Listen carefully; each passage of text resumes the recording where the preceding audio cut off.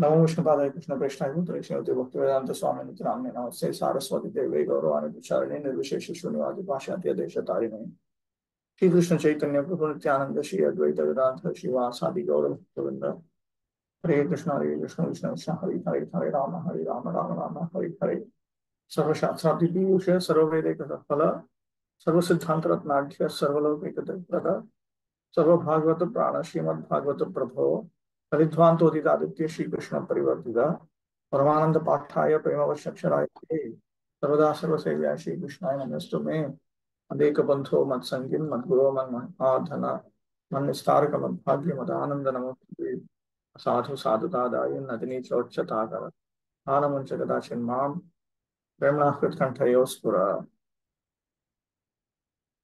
ओम नमो भगवते वासुदेवाय ओम नमो भगवते वासुदेवाय ओम नमो भगवते वासुदेवाय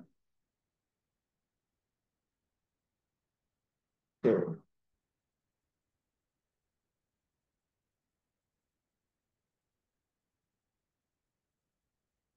Only the pure devotees can know the transcendental name, form, and activities of Lord Krishna. Due to their being completely free from the reactions of fruitive work and mental speculation, the pure devotees have nothing to derive as personal profit from their unalloyed service to the Lord. They render favorable service to the Lord incessantly and spontaneously without any reservation. Everyone within the creation of the Lord is rendering service to the Lord indirectly or directly. No one is an exception to this law of the Lord. Only those who are rendering service indirectly, being forced by the illusory agent of the Lord, are rendering service unto him unfavorably. But those who are rendering service unto him directly under the direction of his beloved agent are rendering service unto him favorably. Such favorable servitors are devotees of the Lord, and by the grace of the Lord, they can enter into the mysterious region of transcendence by the mercy of the Lord. But the mental speculators remain in darkness all the time. As stated in the Bhagavad Gita, the Lord himself guides the pure devotees toward the path of realization due to their constant engagement in the loving service of the Lord in spontaneous affection. This is the verse. Tesham satati yuktanam bhajatam pritipurvakam dadami buddhi yogam tam yenamam upayantite. This is the path of spontaneous affection. Raganuga sadhana bhakti. That is the secret of entering into the kingdom of God. Fruitive activities and speculation are no qualifications for entering. And certainly adharma is no qualification for entering. Adharma is a great disqualification.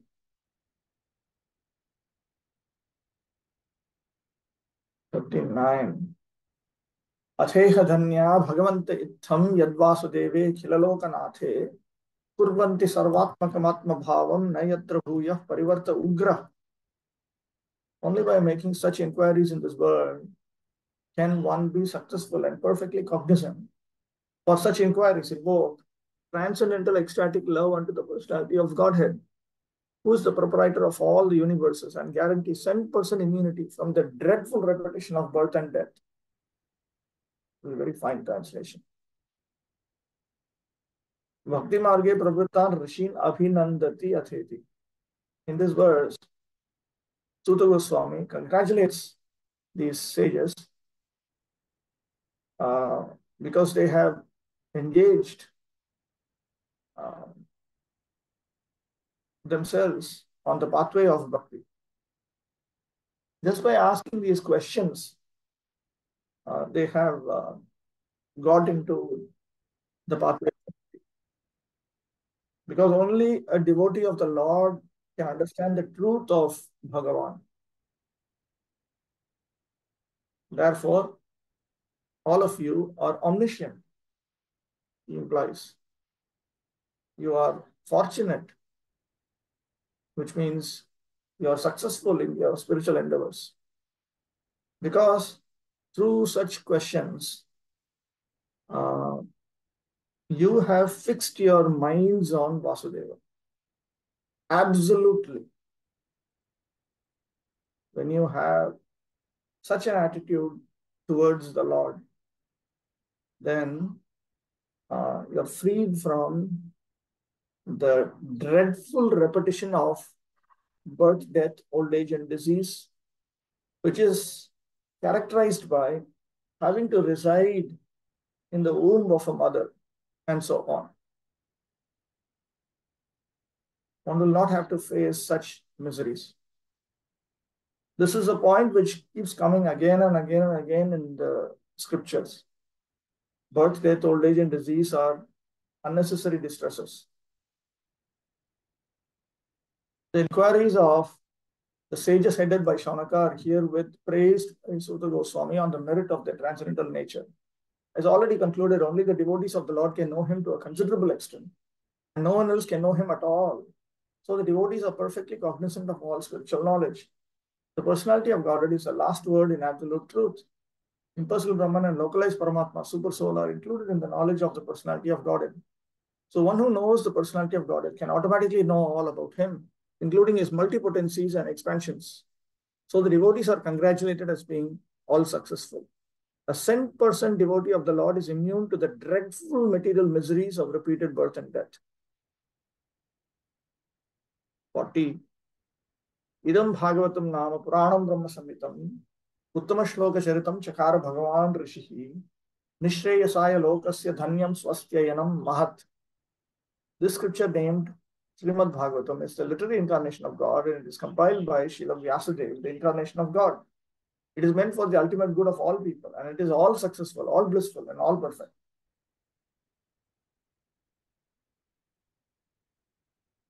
He now anticipates the question, oh Sutta, what is this scripture that you are talking about? What is the scriptural teaching that you are presenting? It is unprecedented. With that in mind, he speaks the current verse. The word Brahma Samhitam. Brahma Samhita indicates that Srimad Bhagavatam is equal to all the Vedas. It contains a description of the activities of Lord Uttama Shloka. The sage referred to here is Sri Vyasadeva. Lord Sri Chaitanya Mahaprabhu declared that Srimad Bhagavatam is a spotless sound representation of all Vedic knowledge and history. Therein are selected histories of great devotees who are in direct contact with the personality of Godhead. Srimad Bhagavatam is a literary incarnation of Lord Sri Krishna and is therefore non-different from him. Srimad Bhagavatam should be worshipped as respectfully as we worship the Lord. Thereby we can derive the ultimate blessings of the Lord through its careful and patient study. As God is all light, all bliss, and all perfection, so also Srimad Bhagavatam. We can have all the transcendental light of the Supreme Brahman, Sri Krishna, from the recitation of Srimad Bhagavatam, provided it is received through the medium of the transparent spiritual master. Lord Chaitanya's private secretary, Srila Swarup Damodar Goswami, advised all intending visitors who came to see the Lord at Puri to make a study of the Bhagavatam from the person Bhagavatam. The person Bhagavatam is the self-realized bona fide spiritual master, and through him only can one understand the lessons of the Bhagavatam in order to receive the desired result. One can derive from the study of the Bhagavatam all benefits that are possible to be derived from the personal presence of the Lord. It carries with it all the transcendental blessings of Lord Sri Krishna that we can expect from his personal contact. 41.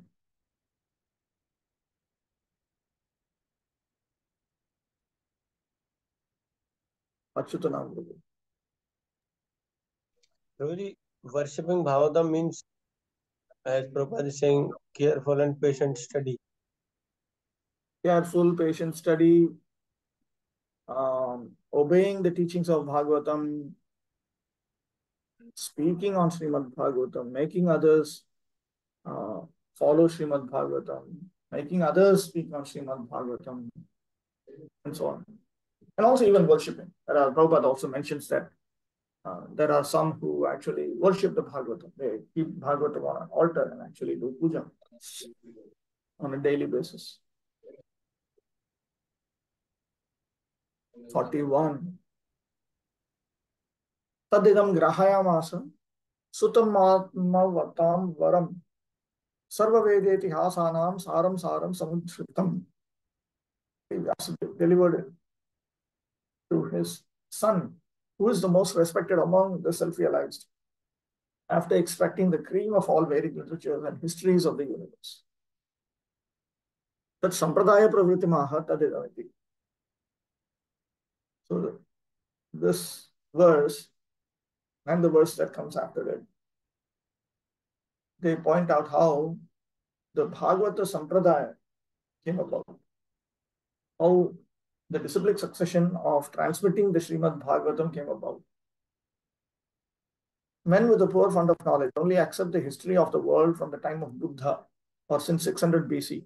And prior to this period, all histories mentioned in the scriptures are calculated by them to be only imaginary stories. That is not a fact. All the stories mentioned in the Puranas and Mahabharata, etc., are actual histories, not only of this planet, but also of millions of other planets within the universe. Sometimes the history of planets beyond this world appears to such men to be unbelievable. But they do not know that different planets are not equal in all respects, and that therefore some of the historical facts derived from other planets do not correspond with the experience of this planet. Considering the different situation of different planets and also time and circumstances, there is nothing wonderful in the stories of the Puranas, or are they imaginary? Nothing wonderful in the sense, nothing unbelievable. We should always remember the maxim that one man's food is another man's poison. We should not therefore reject the stories and histories of the Puranas as imaginary. The great rishis like Vyasa had no business putting some imaginary stories in their literatures. In the Srimad Bhagavatam, historical facts selected from the histories of different planets have been depicted. It is therefore accepted by all the spiritual authorities as the Mahapurana. The special significance of these histories is that they are all connected with activities of the Lord in a different time and atmosphere. Srila Shukadeva Goswami is the topmost personality of all the self-realized souls, and he accepted this as a subject of studies from his father, from his father, Vyasadeva. Srila Vyasadeva is the great authority, and the subject matter of Srimad Bhagavatam being so important, he delivered the message first to his great son, Srila Shukadeva Goswami. It is compared to the cream of the milk. Vedic literature is like the milk ocean of knowledge. Cream or butter is the most palatable essence of milk. And so also Srimad Bhagavatam, for it contains all palatable, instructive, and authentic versions of different activities of the Lord and his devotees. There is no gain, however, in accepting the message of Bhagavatam from the unbelievers, atheists, and professional reciters who make a trade of Bhagavatam for the layman. We should also add academic scholars, even if they happen to be somewhat devotionally inclined. Those who subscribe to academic views cannot be engaged in pure devotion service to Krishna because their Shraddha is already contaminated. So we should be careful that we don't listen to interpretations of Srimad Bhagavatam from those who follow academic scholars, even slightly. It was delivered to Srila Shukadeva Goswami and had nothing to do with the Bhagavata business. He did not have to maintain family expenses by such trade. There was one devotee who once told, who once mentioned that if you want to have a livelihood, don't become a professor of academic studies of Vedic scriptures. Because these academic scholars don't even believe in the scriptures, the scriptural version of the history of how those scriptures were brought out. So they don't believe in the scripture, they're non-believers. So rather he said, if you have to be a professor or teacher or something, you become a teacher of some subject which has nothing to do with the teachings of the Vedic scriptures. Become a professor of mathematics or chemistry or I don't know, something else, something which has nothing to do with it. By teaching that, you're not committing the fourth Namaparaj. Because it becomes a mess. I know one devotee who's in the academic world. He's an academic scholar. I asked him, why did you get into it? He said, because I need bread, butter, jam. I need to maintain my wife. I need children, and I don't want to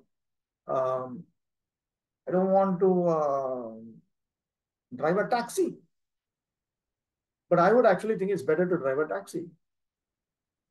Because by driving a taxi, you're not opposing You're not committing the fourth Namaparad. And you don't have to commit any of the other Namaparads too. Dayananda Prabhu was driving a taxi, and Prabhupada considered him to be a pure devotee of Lord Krishna. So many other things that can be done to maintain oneself and one's dependence.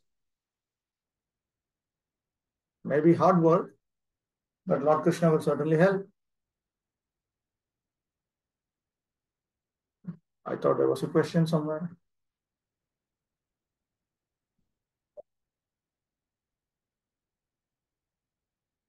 What about the devotees conducting courses on the basis of donation? Not completely wrong.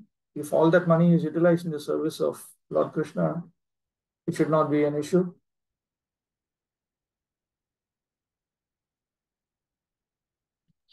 And if it is used, Prabhuji, for personal facilities and comforts?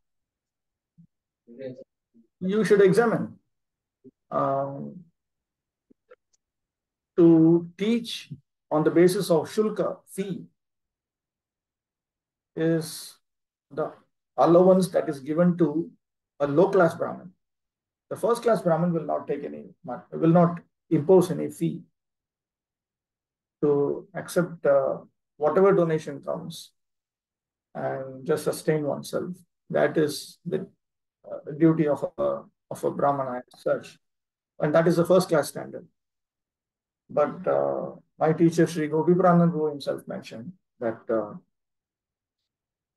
to charge a fee is not really a sinful activity, but it is just a low-class activity. There are many things which are low-class activities. That means it's allowed. It's an allowed activity. But Prabhupada always spoke about the highest standards. Because if you don't follow the highest standards, then society does not actually prosper spiritually or morally. Chittamohan Prabhu. Regarding that teaching Vedic scriptures in the colleges, so it's like the fourth offense is to blaspheme the Vedic scripture or scripture in the persons of the Vedic word. So by teaching Vedic scripture in the institutions, how we are blaspheming the Vedic scriptures? Or whatever is written, we are just telling to the students. No, in the academic world, you are under authorities who don't believe. And they will ensure that you don't teach these things as facts. Your students' examination and essays will be examined not by you. It will be examined by those who don't believe in the scriptures. And they want to make sure that you don't take the scriptures too seriously. I think religion is the cause of much of the mess in human society, so you don't take it seriously. It's just a nice thing to have. It's just a nice thing to have. And some of them think that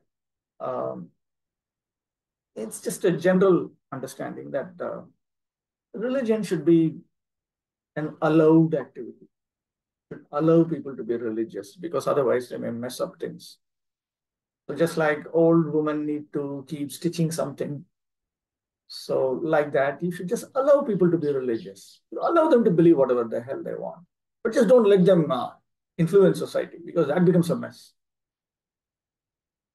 So they think it's some kind of adult version of children's play school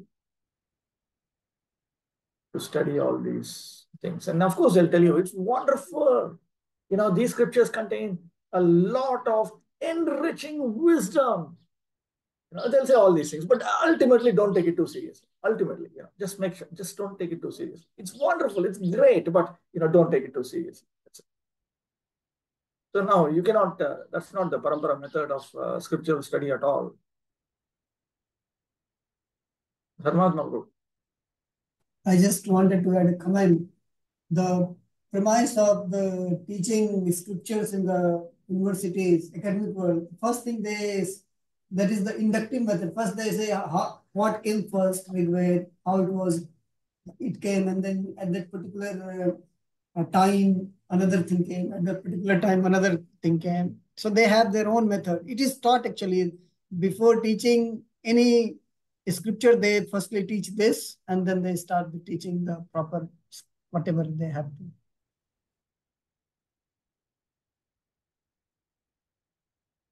Absolute mess. It is completely nonsense. Prabhupada wanted that his books and the scriptures and the previous Acharya's books, everything should be taught in the academic universities. We have no doubt that Prabhupada said that.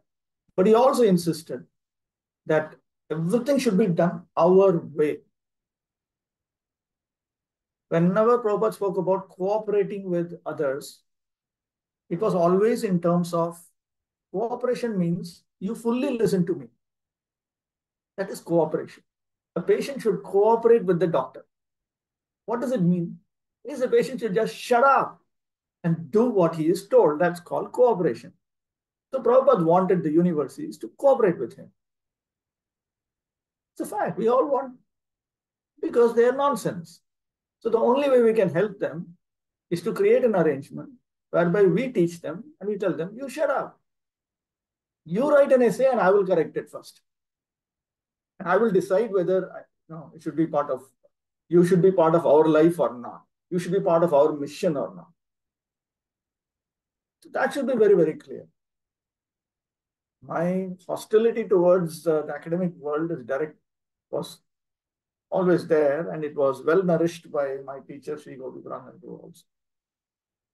He said, it is a complete nonsense. What is it? You're not supposed to go and become their chamcha in order to preach the teachings of Bhagavad-gita, Bhagavatam, Chaitanya Charitamrita.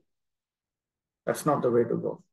Prabhupada and Bhaktisiddhanta Saraswati Thakur created independent setups where your intellectual understanding of the Vedic scriptures is not affected in any manner.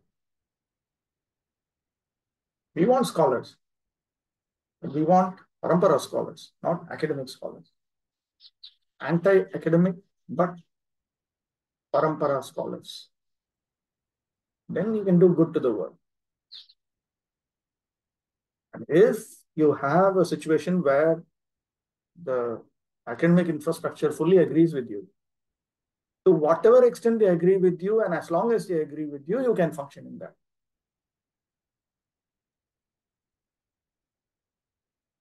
Okay, there's another question. But somewhere it seems we should charge, otherwise people take it cheaply. Fine. If you can charge it and use that money entirely in Krishna consciousness, that's fine. If you can do it. We don't want people to take it cheaply.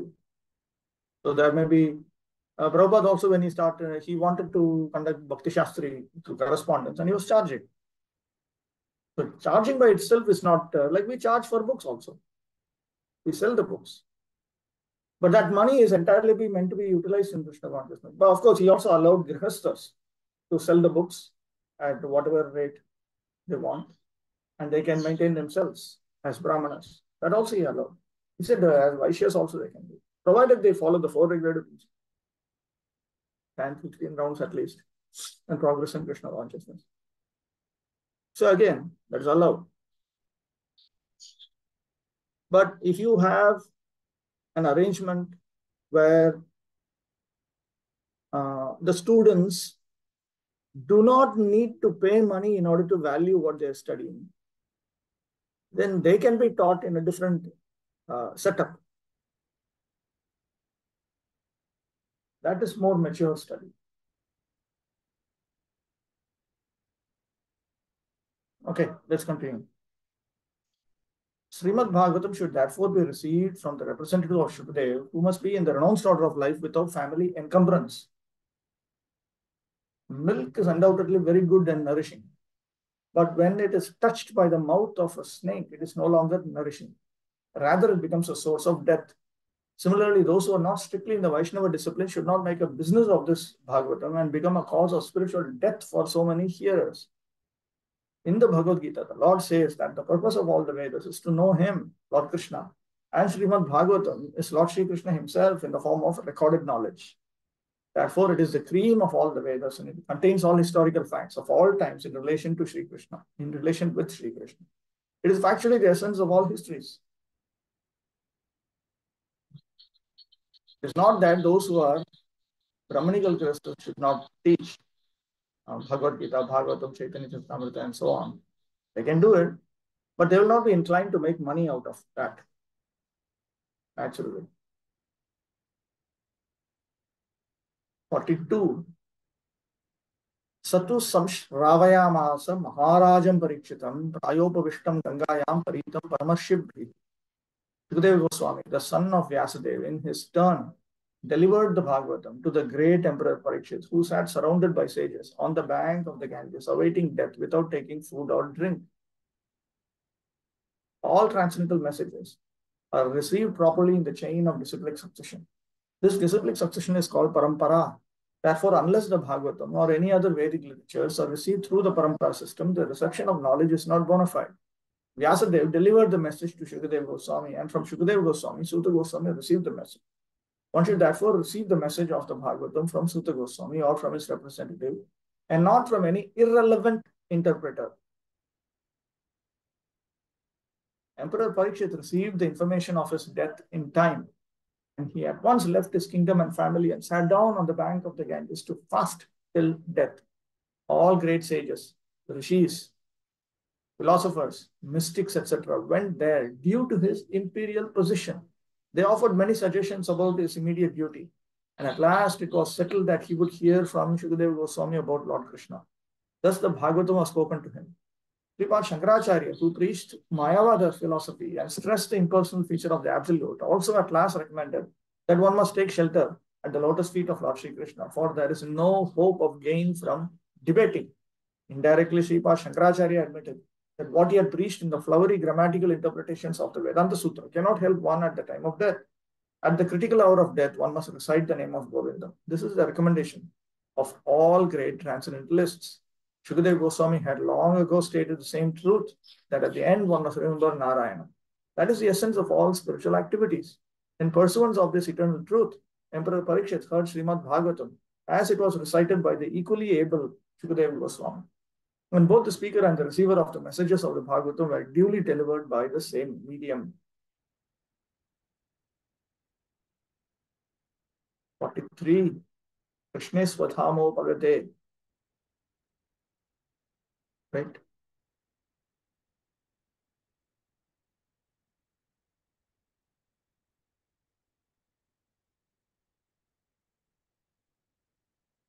Why this is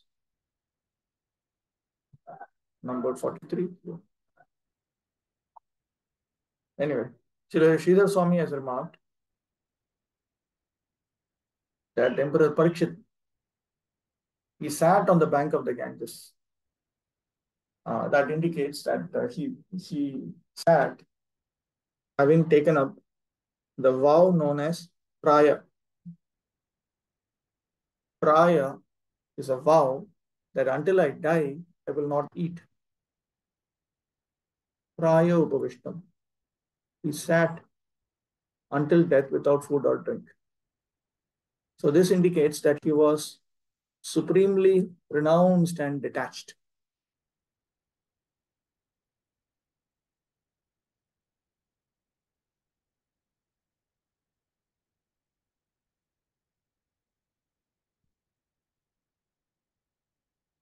Mohan Radhapati Guru.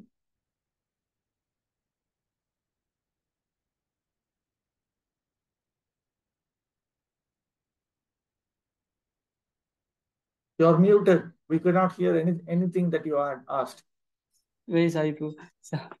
So do the Mayavadis not accept Shankaracharya's Bhaja Govindam or the verses where he accepts the supremacy of Lord Vishnu? Like that? Yeah, but they'll naturally say that he's Lord Vishnu is the personification of the mode of goodness, or his body is made out of goodness, it's the product of the mode of goodness. Supreme. Within material existence, he is supreme. That much they might come to.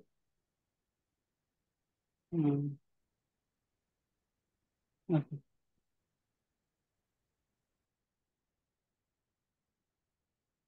Achyutanam Prabhu.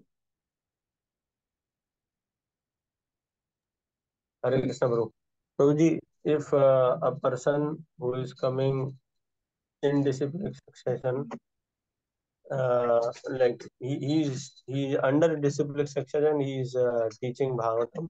He's taking Lakshmi for it, accepting donations, not charging, but then gradually using it for his own sense gratification, we can say. So will he lose the knowledge of Bhagavatam, or will the effects will be gone, or what will happen in that case? What happens Yeah, generally? if I become contaminated, then naturally the effect also reduces, and then it might produce counter effect also. All these risks are there. That is why there were always serious brahmanas throughout India who did not want to get implicated in this manner. These are all the risks involved. Like you accept one allowance from the scriptures, then you have to take shelter of more allowances, and finally you'll start playing with adharma itself. And then you'll jump into adharma. And then finally you'll say, what to do with Kali Yuga? I'm just a human being. Means like practical aspect which I have seen, like I cannot comment on anyone, but devotees initially a certain project is struggling, and then there is Lakshmi in the project, and then suddenly there are cars and ACs and other facilities which may not be needed as such for that particular devotee, but just because it's there, it's been used. That risk is always there. Therefore, we should follow Rupa Goswami very strictly. Anasaktasya Vishayan first, and then Yathartham Upayunjataha next, and then Nirbandha Krishna Sambandhe. That also only Krishna Sambandhe. Otherwise, we cannot progress in Krishna Sambandhe, that's all. We cannot progress. And the preaching will have not much tangible result also. That we see all the time. 43. Krishne Swadhamo Pagate Dharmagyanadibhis Saha Kalau Nashtad Dashamesha Puranarko Dhunodhitaha. This Bhagavata Purana is brilliant. It's as brilliant as the sun. And it is arisen just after the departure of Lord Krishna to his own abode, accompanied by religion, knowledge, etc. Persons who have lost their vision due to the dense darkness of ignorance in the age of Kali shall get light from this Purana.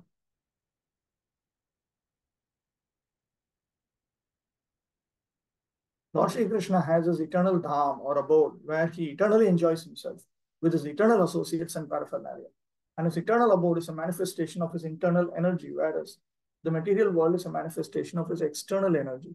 When he descends to the material world, he displays himself with all paraphernalia in his internal potency, which is called Atma Maya.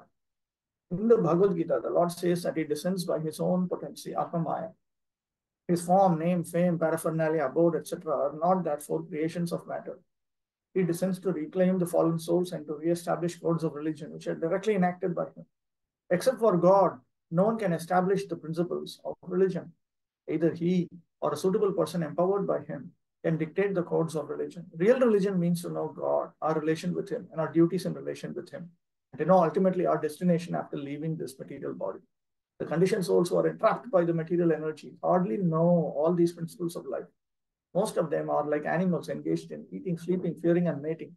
They are mostly engaged in sense enjoyment under the pretension of religiosity, knowledge, or salvation. They are still more blind in the present age of quarrel or Kali Yuga.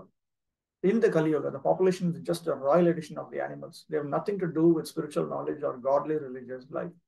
They are so blind that they cannot see anything beyond the needs of the body. They have no information of the spirit soul beyond the jurisdiction of the subtle mind, intelligence, or ego. But they are very much proud of their advancement in knowledge, science, and material prosperity. They can risk their lives to become a dog or hog just after leaving the present body, or they have completely lost sight of the ultimate aim of life. The personality of Godhead Shri Krishna appeared before us just a little prior to the beginning of Kali Yuga, and he returned to his eternal home practically at the commencement of Kali Yuga. While he was present, he exhibited everything by his different activities. He spoke the Bhagavad Gita specifically and eradicated all pretentious principles of religiosity And prior to his departure from this material world, he empowered Sri Vyasadeva through Narada to compile the messages of the Srimad Bhagavatam.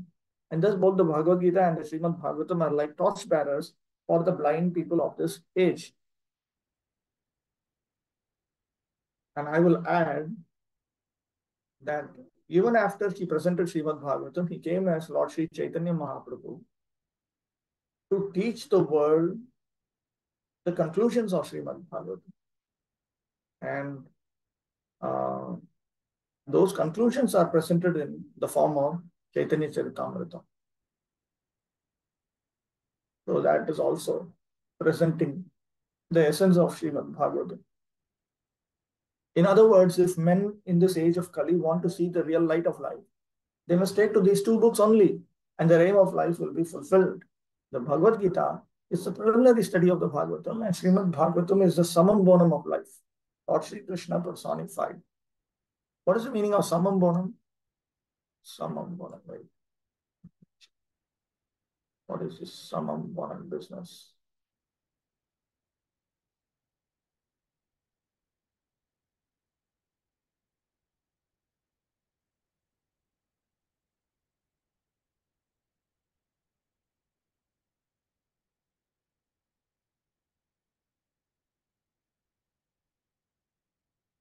The highest good,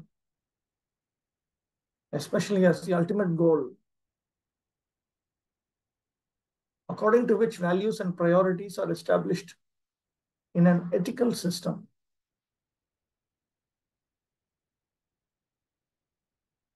There's a whole Wikipedia entry just on summum bonum. It seems to be a major philosophical expression.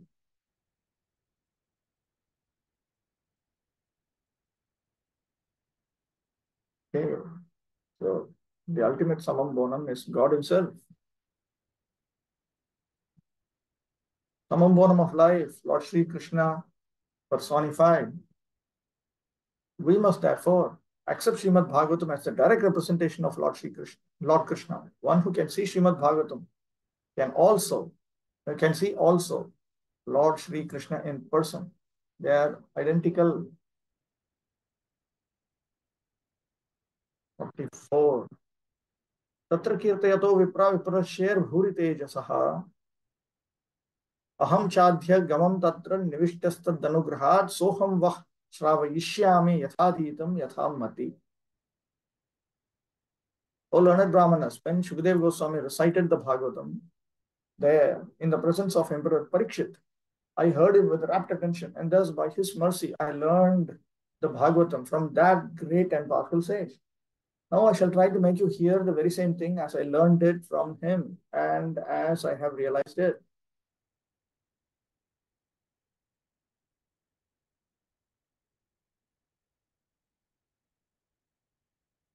Yathadhitam, yathadhitam, yathamati. Yatha adhitam means I will speak to you according to what I have studied. So Sridhar Swami has remarked, Natu swamati vilasitam. Not whatever is just brought out by my intelligence, not some fanciful idea coming from the mind. Tatrapi yathamati swamatyanusarena. And that also in accordance with this realization.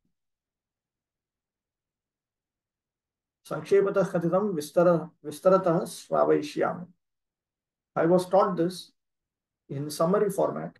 Now I will present it in an elaborate format. One can certainly see directly the presence of Lord Sri Krishna in the pages of the Bhagavatam if one has heard it from a self-realized great soul like Shukadeva Goswami.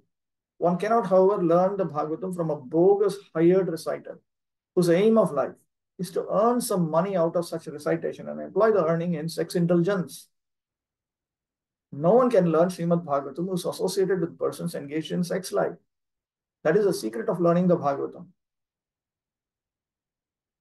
If you carefully examine, Bhagavatam was spoken only when Shukadeva Goswami and Parikshit Maharaj met.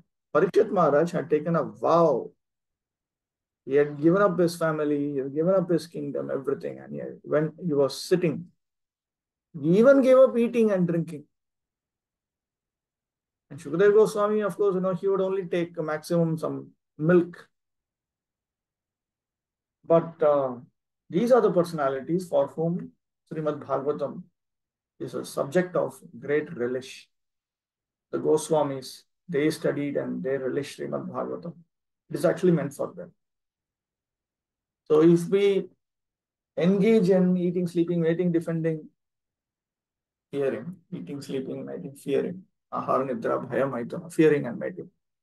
And we try to also serve Krishna by studying Srimad Bhagavatam. Krishna will help us to get out of these material activities and serve Srimad Bhagavatam, which is simply service to Krishna himself. But if one is adamant, then he'll become offensive. There is some question here.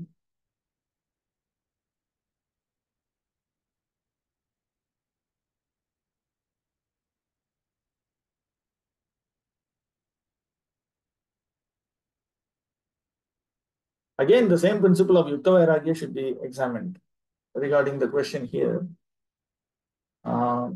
the principle of Yukta Vairagya should be examined. Whether Yukta Vairagya is happening, whether spiritual progress is being made. We know whether a person is making progress or not by examining the 9 characteristics of Bhava Bhakti, whether those are increasingly found in this person. We can also examine whether Anartha Nivritti has happened, and so on. There are symptoms. There are symptoms of a Vaishnava in the form found in Bhagavad Gita in the form of the characteristics of a Sthitapragya in chapter 2, the characteristics of a Gunatita in chapter 14, and the characteristics of a Vaishnava in chapter 12 in Bhagavad Gita. So from that, we can understand whether somebody is progressing or regressing or is frozen in his or her Krishna consciousness. So whether advancement is happening or not itself has to be carefully examined. You cannot just easily say it. Also, we should understand the background. Like, for instance, in Vrindavan, Prabhupada wanted very much to create an American house. Because he said these are all devotees coming from the West. And they're very much used to a certain standard of life. So, since they're used to a certain standard of life, that is how things are meant to be provided also. So you don't start by suffocating people. You provide them what they're used to. In Varnashrama Dharma, definitely that arrangement is there. Ramanujacharya, when he wanted one of his disciples to become a sannyasi and a guru also, he arranged for a big matha, some 2-story matha with so many rooms and so many facilities and all that. He arranged for that to be made comfortable. In Varnashrama Dharma, there are different levels of comfort. The Goswami that we are thinking of, like the 6 Goswamis, that is the highest standard. That is why they are considered beyond Varnashrama Dharma. Higher than. We cannot expect everybody who has taken to Krishna consciousness and who has accepted a life of even sannyas, or who has accepted a vow of Naishtika Brahmacharya to instantly come to that point. When Prabhupada was asked about sannyasis not having realization, then he said they are being subjected to training in swimming. And he said that is artificially they are made to float. They're trained, just like, there are places where they train you how to swim. So they ensure that you don't drown, and at the same time you are trained to swim. So that arrangement is there. So those who are intelligent will understand the situation, and Krishna will also guide them. So in that way, Krishna will help us navigate through the maze of the different grades of population that we see engaged in Krishna consciousness. Mohan Radhapati Prabhu had a question. Yes, bro. As we say in case of holy name, that there is a holy name and there is a reflection of holy name, nama bhas we say. So in the last purport we were reading that one who can see Srimad Bhagavatam can see also Lord Sri Krishna in person. So the Bhagavatam which we see, can it be called something like Bhagavata Bhas or something like that? Sorry? So, Bhagavata Bhas. Yeah, that's what we are doing. We are just engaged in, just like there is Nama Bhas, there is Rupa Bhas, there is Guna Abhas, there is Leela Abhas, Dham Abhas. All these things, that's what we are experiencing right now. But if we have a desire to come to the point of full perfection, then it implies that we are interested in serving Krishna in the original prototype with his original features in their prototype forms. That means we want to come to the point where we will serve Krishna with full purity, in perfection. If we want to train Kshatriyas and Varnashama Dharma, then how should we do it? We should first of all have Brahmanas, because Kshatriyas were a very unruly group. They're basically licensed, controlled gangsters. So they will only listen to those who are sufficiently proven Brahmanas. Generally, to convince someone that somebody is a Brahmana will take about 30 years or so. Because that person, if you say he's a Brahmana, then everybody will keep thinking, to what degree is a Brahmana? Under what circumstances is a Brahmana? Under emergency conditions, under crisis conditions, when he loses everything, what does he do? When he gains everything, what does he do? What does he do when he becomes rich? What does he do when he becomes poor? What does he do when he becomes unhealthy? They'll see all these things. And it will take one full generation of scrutiny, which generally takes 25 years, 30 years, 35 years. Then they will accept. Then gradually you'll find some of these people who have Kshatriya nature, if they accept Vedic authority strictly, then they will start listening. They'll say, okay, I will listen. Gradually it works. But the foundation is always the Brahmanas. And amongst the Brahmanas, the foundation are the sannyasis. By sannyasis, I include also the unofficial sannyasis. The Naishtika brahmacharis are unofficial sannyasis. That's it. That is very important. That is the foundation. Because we need to see that here are people who don't possess anything. They're nishkinchanas and they are peaceful. They're more peaceful than us. They're happier than us. They're happier without having anything. And we can verify that they don't have anything. They don't have anything in public. They don't have anything in private. And they are not putting on a show. So when the others see that, then gradually over the days, weeks, months, years, decades, then they start developing trust. And sometimes over lifetimes also. Okay, let's proceed.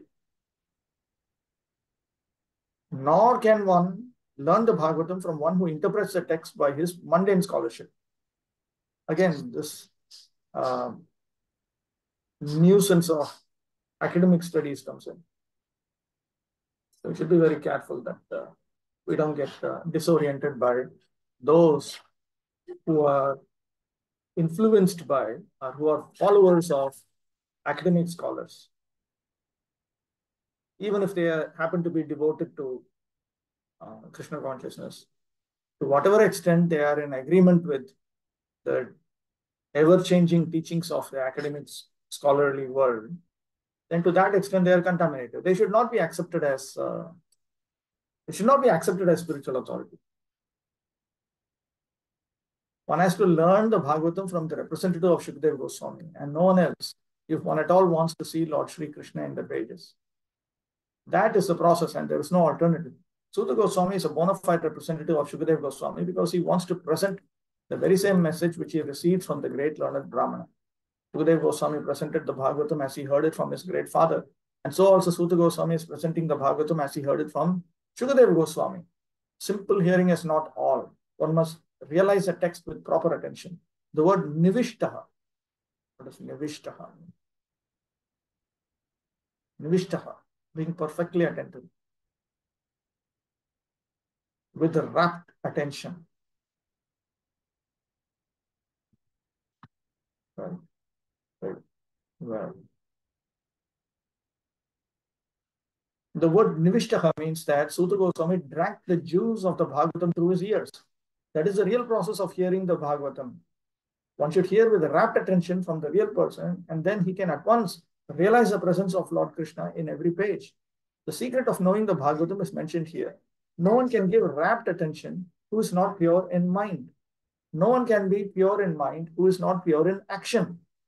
No one can be pure in action who is not pure in eating, sleeping, fearing, and mating. But somehow or other, if someone hears with rapt attention from the right person, that somehow or other is due to Bhakti Sukriti, Ajnata Bhakti Sukriti. At the very beginning, one can assuredly see Lord Sri Krishna in person in the pages of the Bhagavatam. Chapter 4, the appearance of Sri Narada. 1. Vyasa Vacha. Iti Brvanam Samstuya Muninam Dirgha Satrinam Vriddha Kulapati Sutam Bahricha Chaunako Brahvit. Vyasadeva said, on hearing Suta Goswami speak thus, Chaunaka Muni, who was the elderly learned leader of all the rishis engaged in that prolonged sacrificial ceremony, congratulated Suta Goswami by addressing him as follows. Turiye Bhagavatarambha Karanattvena Varnyate Vyasasya Paritoshastu Tapah Pravachana Adibhiki. In the 4th chapter, there is a description of Vyasa's dissatisfaction through austerity, through his teaching and so on. And that was the reason for his commencing the composition of Srimad Bhagavatam.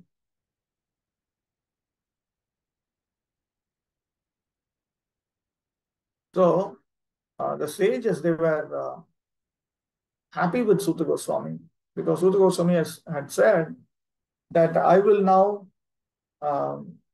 explain to you, I will cause you to hear this Srimad Bhagavatam. And he said that with happiness. Therefore, they were happy. Since there were several sages, amongst them, one of them was supposed to be their representative spokesperson.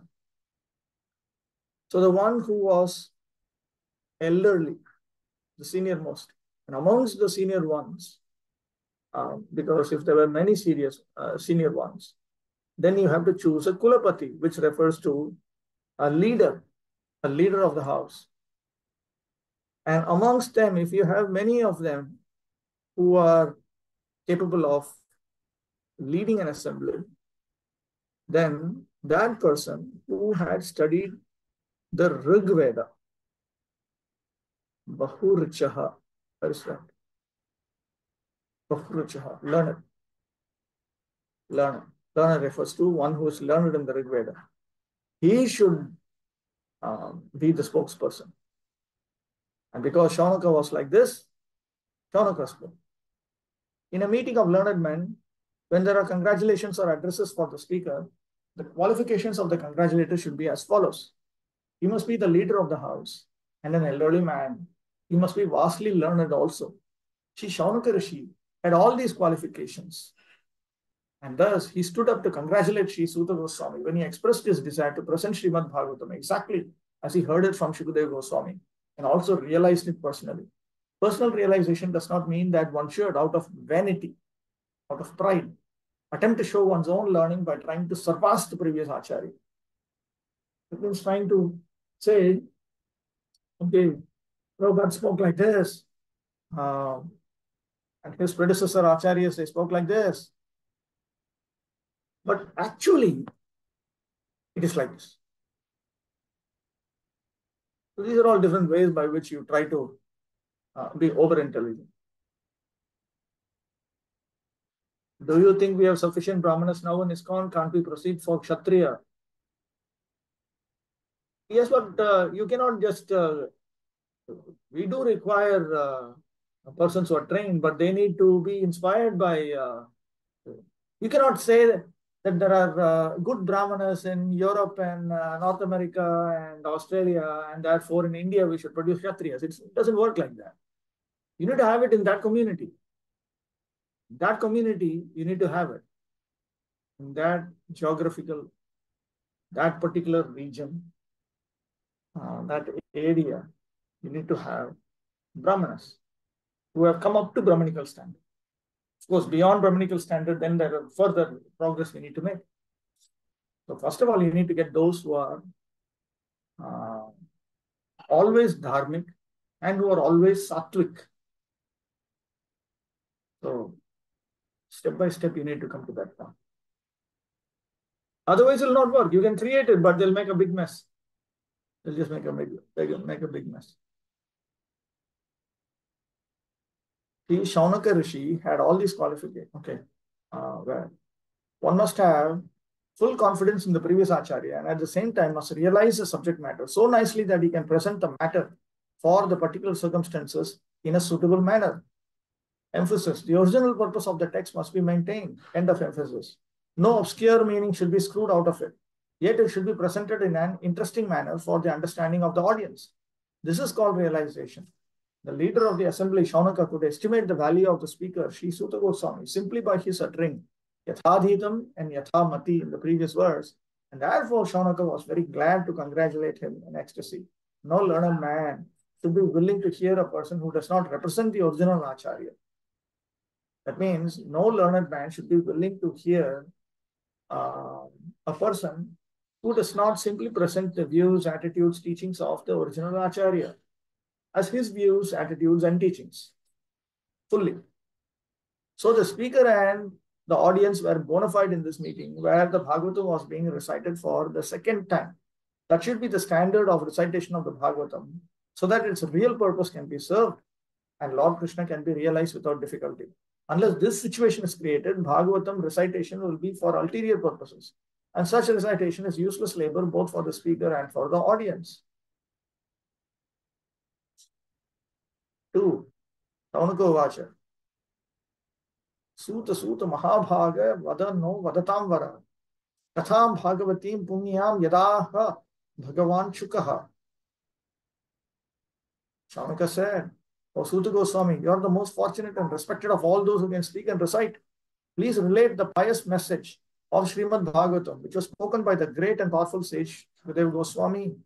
Suta Goswami is twice addressed herein by Shaunaka Goswami out of great joy because he and the members of the assembly were eager to hear the text of the Bhagavatam uttered by Shukadeva Goswami. They were not interested in hearing it from a bogus person who would interpret it in his own way to suit his own purpose. Generally, the so-called Bhagavatam reciters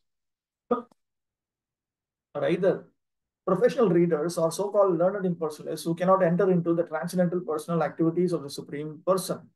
Such impersonalists twist some meanings out of the Bhagavatam to suit and support impersonalist views.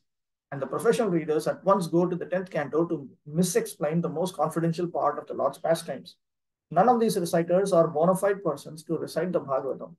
Only one who is prepared to present the Bhagavatam in the light of Shukadeva Goswami. And only those who are prepared to hear Shukadeva Goswami and his representative are bona fide participants in the transcendental discussion of Srimad Bhagavatam.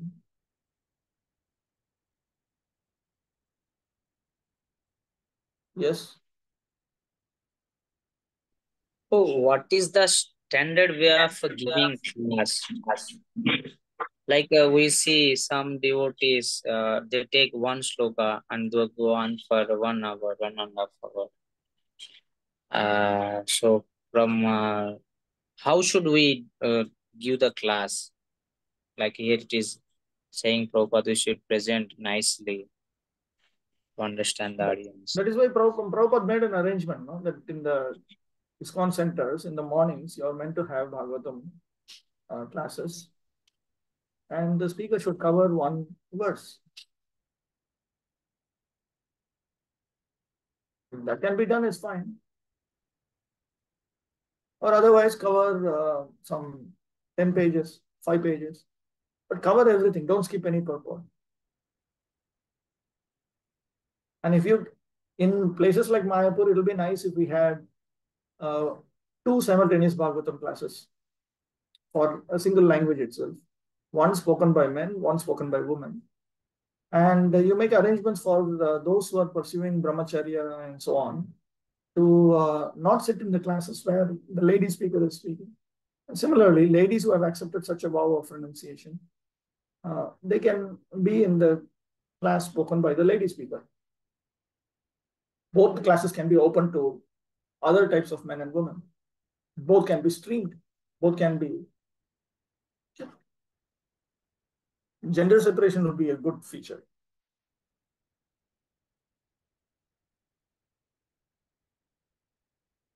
Okay, 3.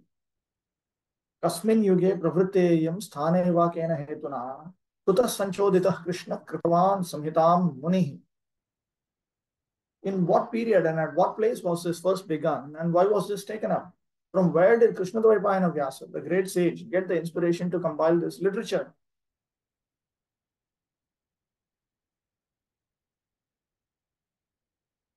Kena hetuna.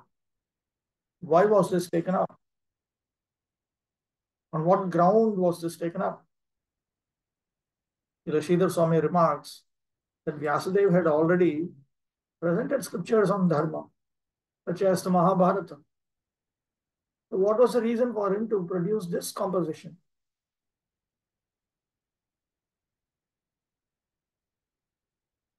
Who impelled him?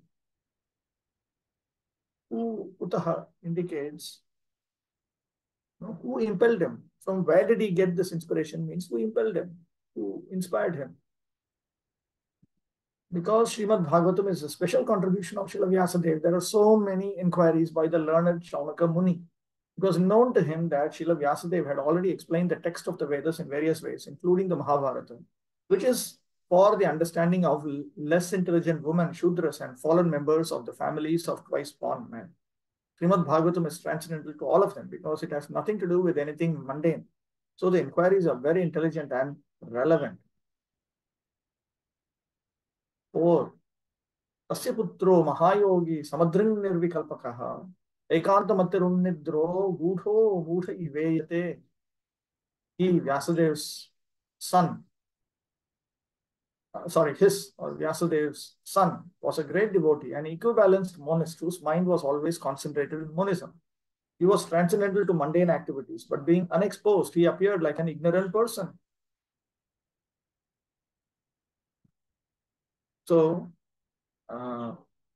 Tutu Goswami had said that Shukadeva Goswami had made Parikshit hear the Bhagavatam.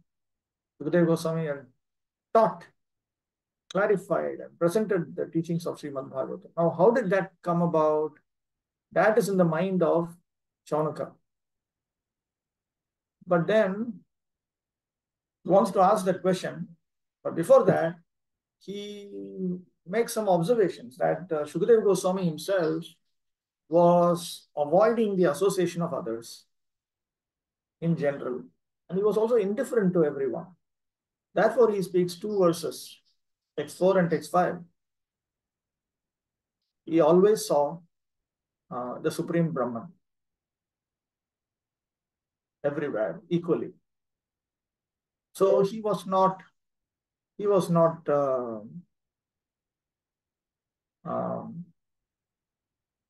agitated by the external world. He did not differentiate between this one and that one. He had woken up from the sleep of delusion. So that was the sense in which the word unnidra Unnidra literally means one who has woken up from sleep. That means he has surpassed essence. He has woken up from the sleep of Maya. Yanisha sarvabhutanam tasyam jagarti samyami. As the Smriti, as Bhagavad Gita says, and there are two types of people. One who is sleeping in delusion, and the other one who is awake and attentive to spiritual reality. So because he was like this, he was gudha, not exposed. And he appeared to be like a stunted person, like an ignorant person. Srila Shukadeva Goswami was a liberated soul, and thus he remained always alert, not to be trapped by the illusory energy. In the Bhagavad Gita, this alertness is very lucidly explained. The liberated soul and the conditioned soul have different engagements. The liberated soul is always engaged in the progressive path of spiritual attainment, which is something like a dream for the conditioned soul. The conditioned soul cannot imagine the actual engagements of the liberated soul. While the conditioned soul thus dreams about spiritual engagements, the liberated soul is awake. Similarly, the engagement of a conditioned soul appears to be a dream for the liberated soul. Conditioned soul and a liberated soul may apparently be on the same platform, but factually they are differently engaged, and their attention is always alert, either in sense enjoyment or in self-realization, respectively.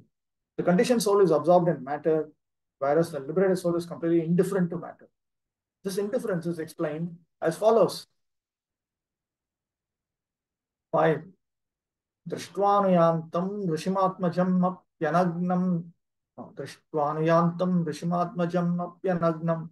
Devyo hriya paridathurna sutasya chitram. Tadvikshya prichhati munau jagadus tavasti stripum bhida natu sutasya vivikta drishte. While Vyasadeva was following his son, when Shukadeva Goswami left home and he left, at that time, beautiful young damsels who were bathing naked covered their bodies with cloths, although Vyasadeva himself was not naked. But they had not done so when his son had passed. The sage inquired about this, and the young ladies replied that his son was purified, and when looking at them, made no distinction between male and female, but that the sage made such distinctions, so that he did not possess such materialistic distinctions in perception is now presented in text 5. So when his son had gone, when he had left home in a spirit of renunciation and detachment, so at that time there were certain devis, apsaras, the word devi, devyaha.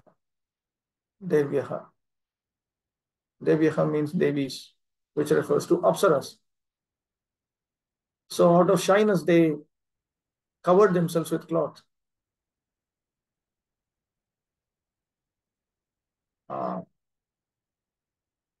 So even though Vyasadeva was not naked, this implies that Vyasadeva's son, Shukadeva Goswami, was not dressed.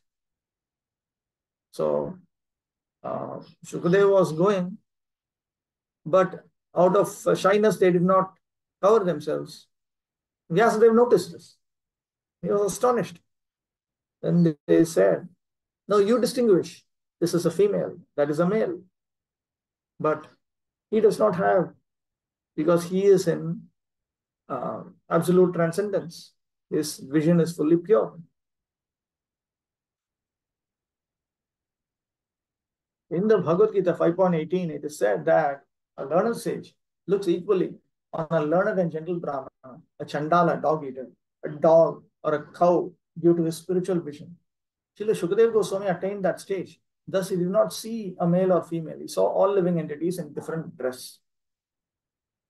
The ladies who were bathing could understand the mind of a man simply by studying his demeanor. Just by looking at a child, one can understand how innocent he is. Shukadeva Goswami was a young boy, 16 years old, and therefore all the parts of his body were developed. He was naked also, and so were the ladies. But because Shukadeva Goswami was transcendental to sex relations, the way he looked at them was very innocent and had nothing to do with worldly affairs. The ladies, by their special qualifications, could sense this at once. Therefore, they were not very concerned about him. But when his father passed, the ladies quickly dressed. Till Vyasadeva was an old man and was fully dressed. And the ladies were exactly like his children or grandchildren, yet they reacted to his presence according to the social custom because he played the part of a householder. See, Shukadeva Goswami was not attracted to males or females. It simply did not have sexual attraction. Because of that, they recognized that he is a Paramahamsa. Vyasadeva is also a Paramahamsa, but Vyasadeva is playing the role of a householder.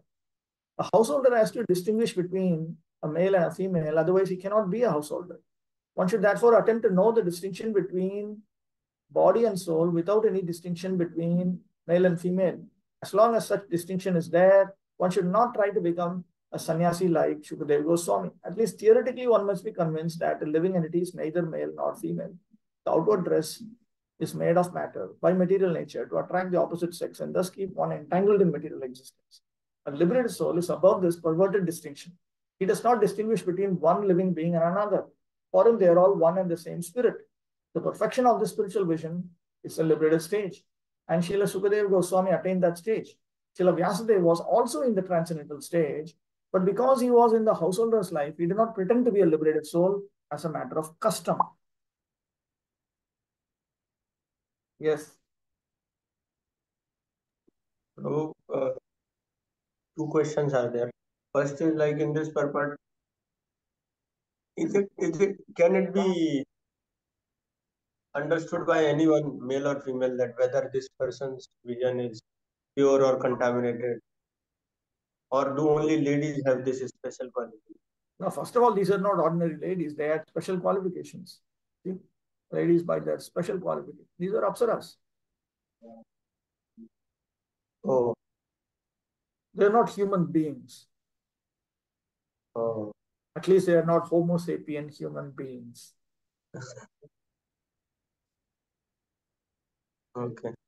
And Prabhu, in first purport to verse number 1, Srila Prabhupada is saying about realizing the subject matter and then presenting it. Can you shed some light on it, that how this realization comes?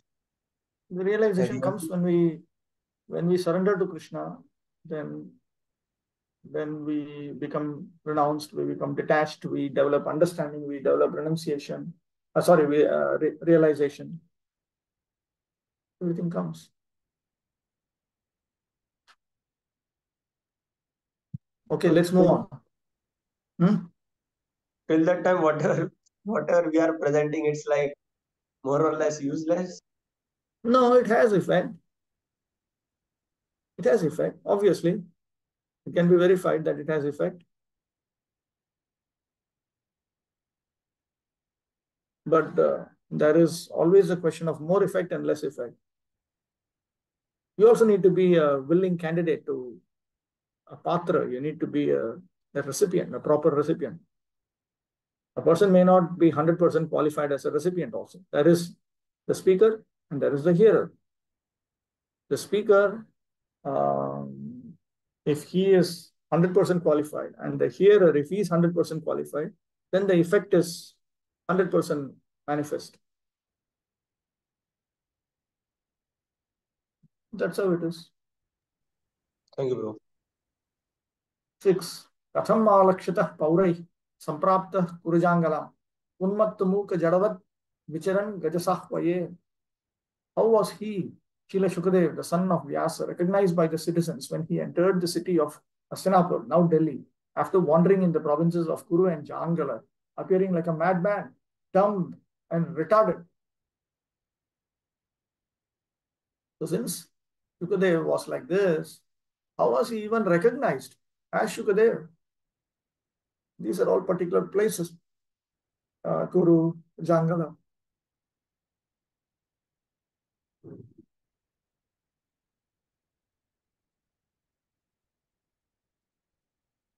The present city of Delhi was formerly known as Hastinapur because it was first established by King Hasti. Goswami Shukadeva, after leaving his paternal home, father's home, was roaming like a madman, and therefore it was very difficult for the citizens to recognize him in his exalted position. A sage is not therefore recognized by sight, but by hearing. One should approach a sadhu or great sage, not to see, but to hear him. If one is not prepared to hear the words of a sadhu, there is no profit. It's just like if you're not prepared to submissively listen to a competent doctor and you simply want to converse with him, then you're wasting your time and his time.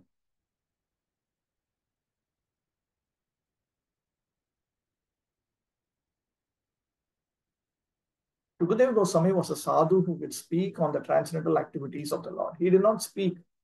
He did not satisfy the whims of ordinary citizens. He was recognized when he spoke on the subject of the Bhagavatam. And he never attempted jugglery like a magician. Outwardly, he appeared to be a retarded, dumb madman. But in fact, he was the most elevated transcendental personality. 7. Katham va Pandaveyasya Rajarshe Munina Saha Samvada Samabhutata Yatraisha Satvati Shrutihi. How did it so happen that King Parikshit met this great sage, making it possible for this great transcendental essence of the Vedas, Bhagavatam, to be sung to him?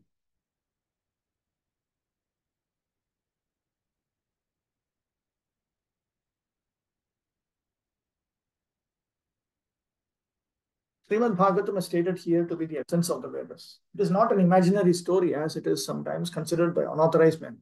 It is also called Shuka Samhita, or the Vedic hymn spoken by Sri Shukadeva Goswami, the great liberated sage.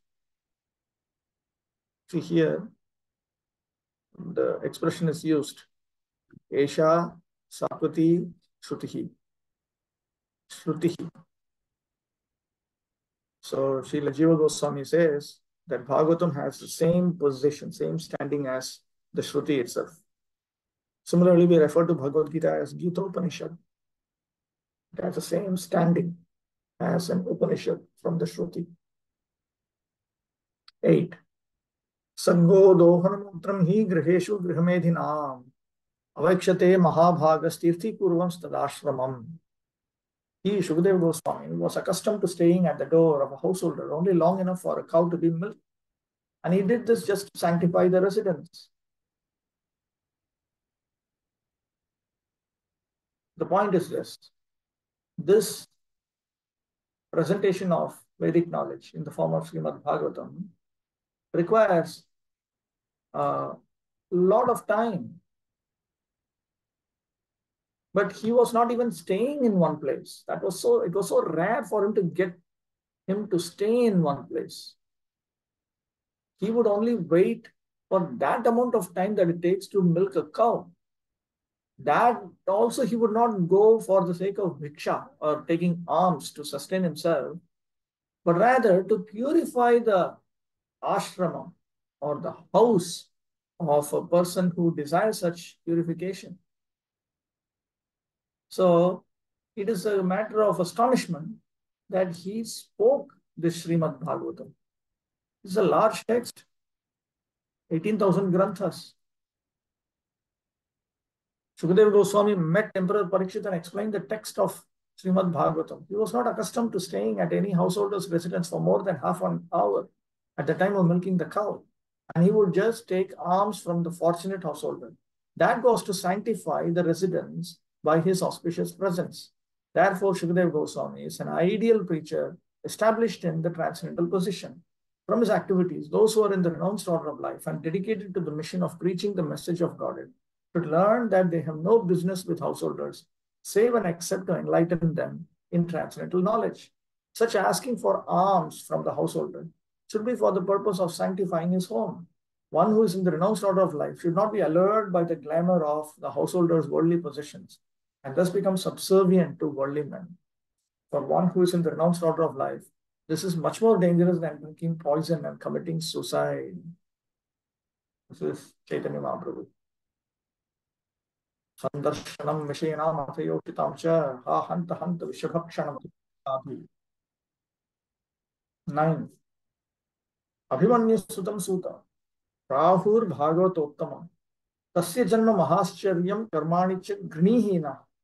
It is said that Maharaj Parikshit was a great first-class devotee of the Lord, and that his birth and activities are all wonderful. Please Tell us about him.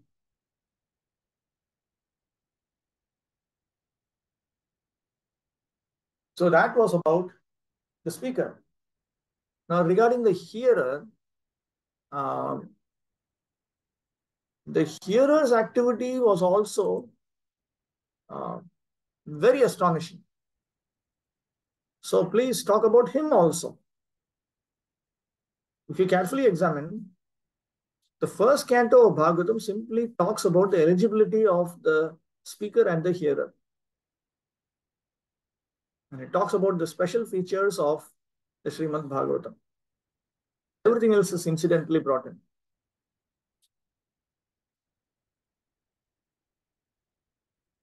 So that the hearer had special qualifications, exceptionally special qualifications, is brought out in 5 texts, beginning with text 9. The birth of Maharaj Parikshit is wonderful because in the womb of his mother, he was protected by the personality of Goddess Shri Krishna. His activities are also wonderful because he chastised Kali, who was attempting to kill a cow. To kill cows means to end human civilization.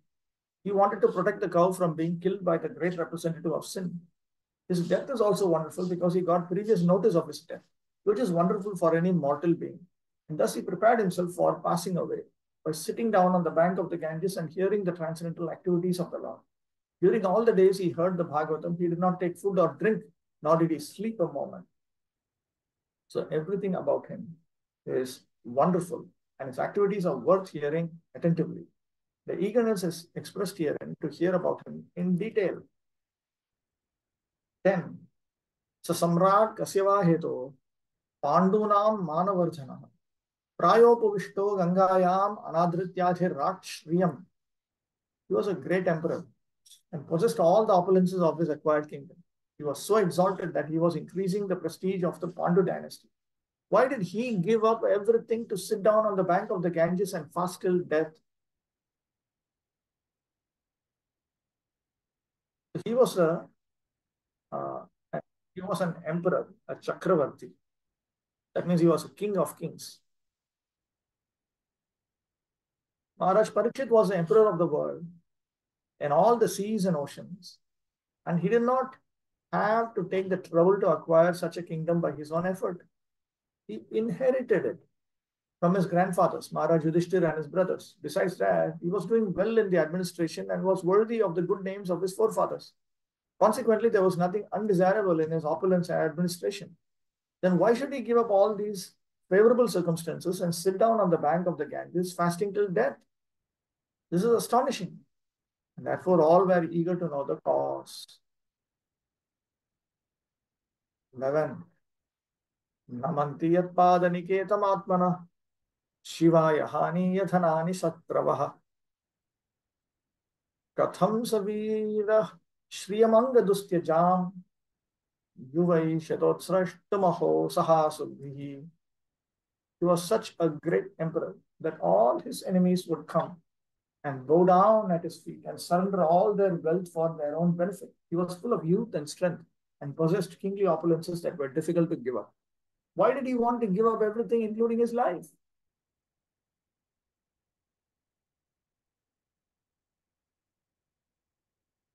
The idea was he was also the shelter of so many people. Why did he want to give up this? There was nothing undesirable in his life. He was quite a young man and could enjoy life with power and opulence. So there was no question of retiring from active life. There was no difficulty in collecting the state taxes because he was so powerful and chivalrous that even his enemies would come to him and bow down at his feet and surrender all wealth for their own benefit. Maharaj Parikshit was a pious king. He conquered his enemies and therefore the kingdom was full of prosperity. There was enough milk, grains, and metals, and all the rivers and mountains were full of potency. So materially, everything was satisfactory. Therefore, there was no question of untimely giving up his kingdom and life. The sages were eager to hear about all this. 12. Shivaya lokasya bhavaya bhutaye ya uttama shloka parayana jana Jivanti natmarthamaso parashrayam. Mumoche nirvidya kutah kalevaram. Those who are devoted to the cause of the personality of God live only for the welfare, development, and happiness of others. So, see, that is why I keep saying that unless you are moral, you cannot be spiritual. If you are devoted to the Supreme Lord, then naturally you will be interested in Paropakar. It is Paropakar that actually characterizes punya or a pious life. They do not live for any selfish interest. So even though the Emperor Parikshit was free from all attachment to worldly possessions, how could he give up his mortal body, which was a shelter for others?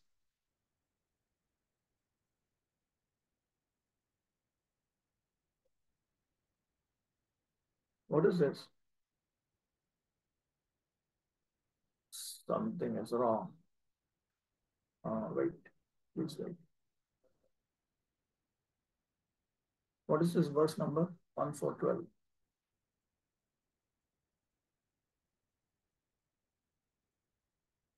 What is this nonsense?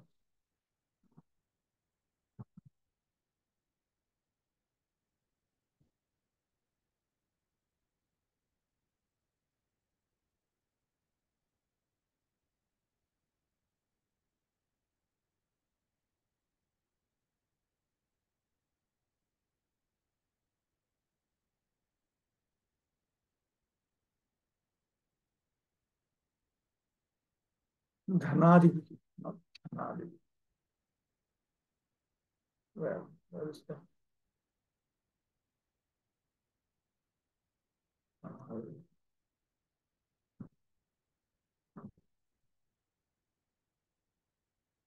Okay, so I should deal with the commentary next session. So we'll stop with this.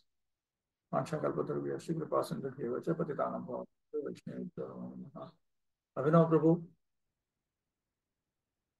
Yes, I'm sorry. I have one question.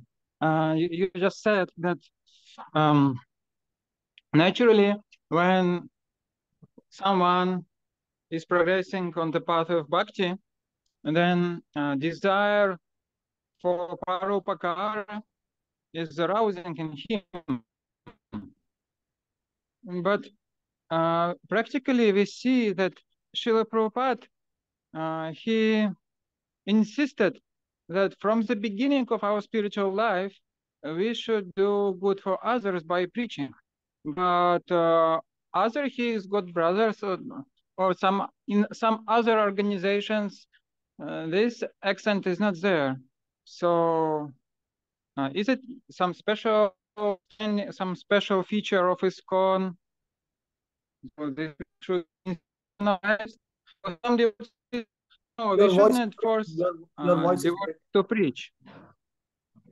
Sorry, what to do? So some devotees say that we should not force young devotees to preach, because when they will become mature, they will do it automatically. But should we or should not we preach that others should preach? Should we? In Prabhupada, when Prabhupada says preach, it means you should preach Prabhupada's realizations. And your realizations, when they are in line with Prabhupada's realizations, only. If you want to preach your own realizations, you need to attain Krishna Prema. Janma Sarthaka Kori Karo Paropakar. So Bhaktisiddhanta Saraswati Thakur distinguished between preaching and assisting the qualified preacher. Bhaktisiddhanta Saraswati Thakur was the one who started getting any XYZ who listened to him to do big bombastic preaching. But the idea is you're supposed to preach Bhaktisiddhanta Saraswati Thakur's realizations. You're not supposed to speak your realizations when they contradict his realizations. So preach means you preach the views, attitudes, and teachings of Prabhupada and Prabhupada's perfect, liberated predecessors. Anything lesser than that is not worth preaching. Why we should create a mess in the world? I am a mess. My realizations are a big mess. So what is the use of these thoughts of mine? I should present the thoughts of the perfect souls. To whatever extent I can do it, to that extent I am doing good to others. this is exactly what Bhaktisiddhanta Saraswati Thakur and Prabhupada wanted. In ISKCON, a lot of mess is happening with our own devotees trying to preach their own realizations and understanding.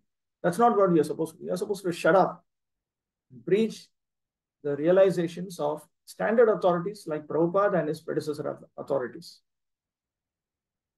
That kind of training we need to give. By preaching, if you mean distributing Prabhupada's books or books that are fully in line with Prabhupada, absolutely verifiably fully in line with Prabhupada's views, attitudes, and teachings, that's okay. But even then, primarily, you will have to distribute Prabhupada's books because Krishna has specifically empowered Prabhupada to write books which will impact the world. Just as Narada Muni specifically empowered with the ability to spread Krishna Bhakti. And just as Prithu Maharaj is specifically empowered for executive function. Just as Parashuram was specifically empowered for destroying disobedient Kshatriyas. So like that, Prabhupada was specifically empowered for producing books which can have an impact and bring them to the pathway of pure devotion service, leading to the perfection of pure devotion service to Krishna. So therefore, if by preaching you mean distributing Prabhupada's books, presenting the teachings of Srila Prabhupada and so on, that we want. That we want. From day one, we want. We want everyone to do it, in fact. We want even the congregation to do it. We want everyone to do it. Brahmachari, Grasa, Vanaprastha, Sannyasi, Brahmana, Kshatriya, Vaishya, Shudra, men, women, young, old, everyone. But if you're talking of preaching means preaching your realization, that is something else. That's a totally different ballgame. That is something else. I will say, if you want to do that, you better come up to the standard. You better come up to the standard. And that may take decades, it may take lifetimes. That's something else. And all of us need to come to that point. I accept that. We need to come to that point. All of us need to become ideal Vaishnavas by the standard of Prabhupada and Bhaktisiddhanta Saraswati. But after we come to that point, then we can do that. Then we can spread our realizations. But our realizations will verifiably match the realizations of Prabhupada and those who are standard authority. And it will also have the impact. The impact, like Prabhupada had the impact that Bhaktisiddhanta Saraswati Thakur had. And Bhaktisiddhanta Saraswati Thakur had the impact that Narottam Das Thakur and others had. And they had the impact that Chaitanya Mahaprabhu had. That is also there. Okay? Yeah, thank you, Prabhu. All right. Vanshakalpatarubhyasya pasindu Jabatitanam Pavane Pyo Vaishnava Pyo Namo Namaha.